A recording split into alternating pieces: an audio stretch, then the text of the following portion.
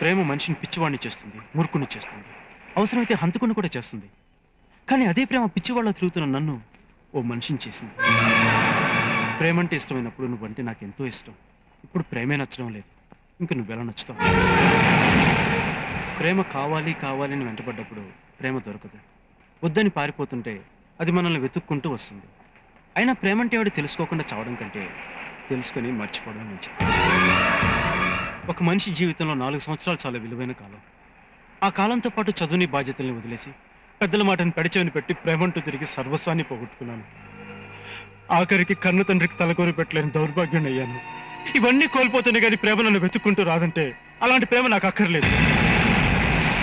నేను ఈ నిర్ణయం తీసుకుంది నా ఒక్కడి కోసం కాదు, మన దేశమంతటా నాలాగా ప్రేమ పిచ్చి పట్టి తిరిగే ప్రతి యువకుడి కోసం, వాళ్ళ తల్లిదండ్రుల కోసం. Good bye.